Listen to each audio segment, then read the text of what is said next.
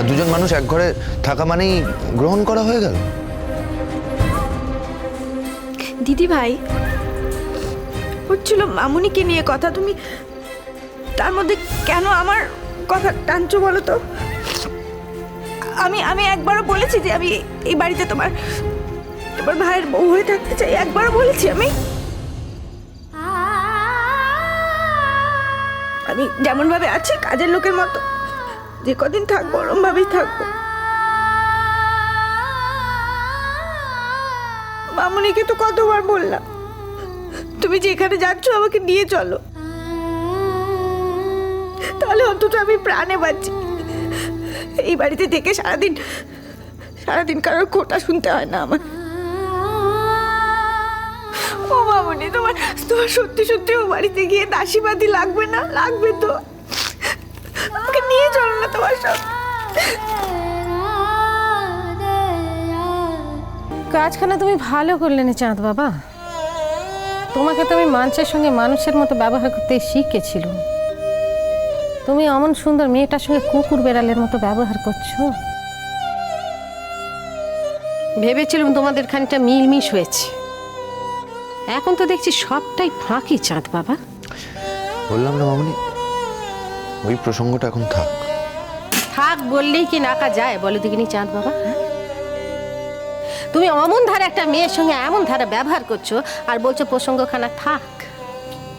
আমি তো নিজে ভুক্তভোগী মানুষ কি না? আমাকে থাক বললেই তো আমি আর নাড়তে পারিনি। আমি ভেবেছিলাম আমি হেতাকে থাকলে মেয়েটাকে আগলে রাখবো, সেটা তো আর হচ্ছে না। আমি তো চলে যাচ্ছি। আমি ভেবেছিলাম আমি না থাকলে তুমি মেয়েটাকে আগলে রাখবে। তুমি তার সঙ্গে এমন ধারা ব্যবহার করছো, সেগুলি তো বালি আমি দেখতে পাচ্ছি। তাহলে মেয়েটা এখন কি করবে? আমি তোমাকে একটা কথা বলি চাঁদ বাবা, অমন ধারা নক্ষীমন্ত বউয়ের সঙ্গে এমন ধারা ব্যবহার করুনি কো। এমন ধারা মেয়ে তুমি ভূভারতে কোথাও খুঁজলে পাবে না কো। যাকে মাথায় করে নাকার কথা তাকে তুমি পায়ে রেখুন, এই কথাটা আমি তোমাকে বলছি। আমি তোমার ফাইনাল সিদ্ধান্তটা জানতে চাই মামুনি। মামুনি যাচ্ছে না।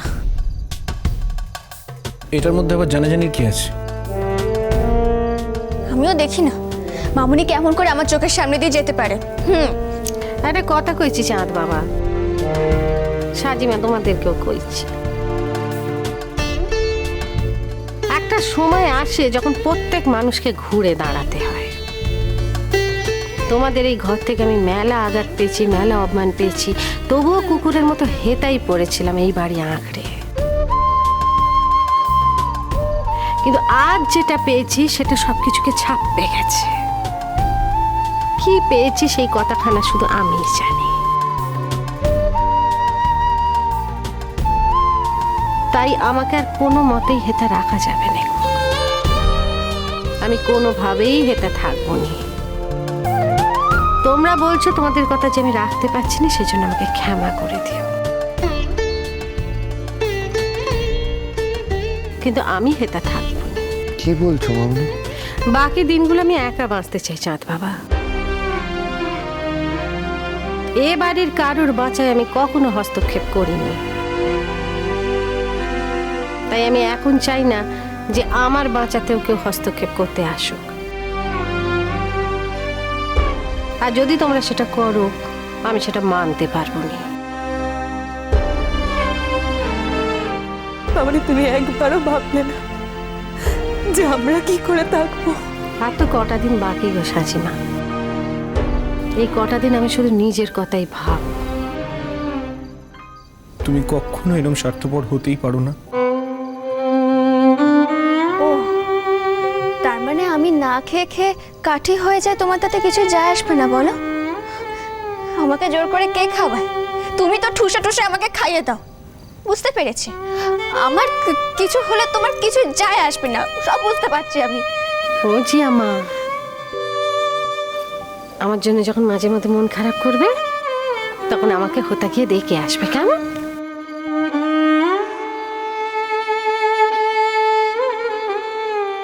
মামুনি, মামুনি তুমি যেও না মামুনি। এতদিন তো কত অপমান সহ্য করে থেকেছ, এবারটা না হয় আমাদের সবার জন্য থেকে যাও। চাঁদ বাবা, তোমাদের একটা কথা জিজ্ঞেস করছি। তোমরা কেউ চাওনি কো যে তোমাদের মামুনি জীবনে একবার অন্তত মাথা উঁচু করে বাঁচুক সম্মানের সঙ্গে?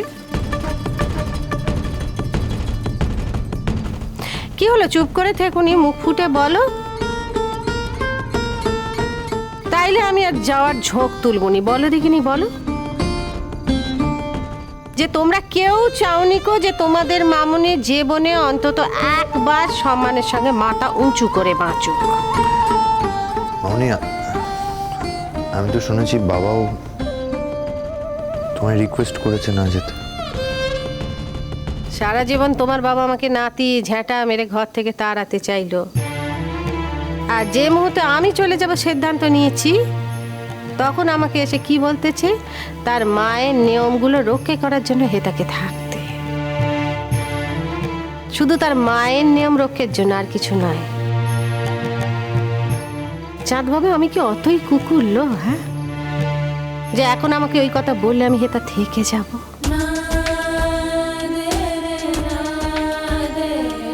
আমি চাই না এ বিষয় নিয়ে আর কোনো কথা হোক।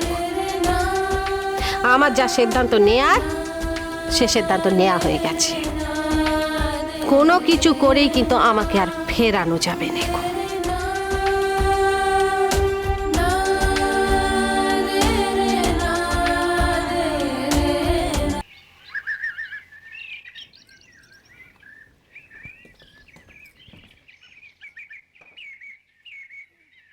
আপনাকে একটা কথা বলেছিলাম, শোনার প্রয়োজন বোধ করেননি।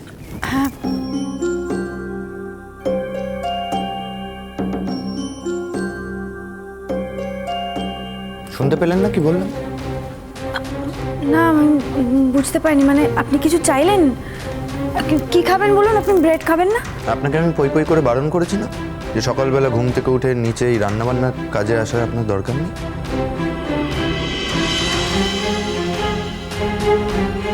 আপনি যখন ছিলেন না এই বাড়িতে, তখনও কিন্তু রান্নাবান্না হতো, ভুলে যাবেন।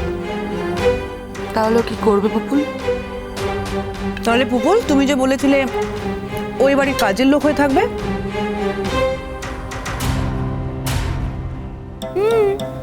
আর সেই জন্যই তো আমরা বাড়ির ঠাকুরকে ছাড়িয়ে দিলাম। এখন এরকম করলে কি করে হবে? কেন? ও তো কাজের লোকের মতোই আছে। তোমাদের কি ধারণা অন্যরকম কোনোভাবে আছে?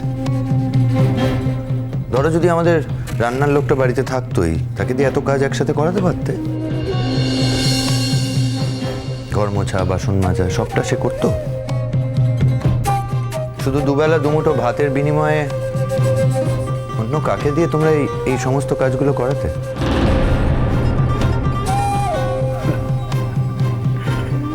এটা কাজ করছে বলে তোমার কষ্ট হচ্ছে পুপুল? তোমার জীবনে যা যা হয়নি বাবা, আমার জীবনেও যে তাই তাই হবে না, তার কিন্তু কোনো মানে নেই। তুমি কি বললে আমি ভালো করে বুঝতে পারিনি। না, তোমার তো বোঝার কথাও না, কারণ আমি তো কথাটা তোমায় মিন করে বলিনি। যাকে মিন করে বলেছি সে বুঝে গেছে, আর তোমাকে বোঝানোর দায় আমার নেই। না, আমি বুঝতে পারছি না। মানে ও কাজ করছে বলে কি তোমার গায়ে লাগছে? কি বাপের বৌদি বলো তো? বুঝবে না, খাট যশ যা বলেছ। আমার ছেলেটাকে একদম হাতে পুতুল করে নিয়েছে। নাহলে যে ছেলে আমার কিছুদিন আগেও বলেছে যে এ বাড়িতে ও কাজের লোকের মতো থাকবে, সে আজ উল্টো সুরে গান গাইছে। পৃথিবীতে বউ একমাত্র মানুষ, আর বউ ছাড়া কেউ মানুষ নয় এমন তো নয়। বউ না হলেও উল্টো সুরে গান গাওয়া যায় না।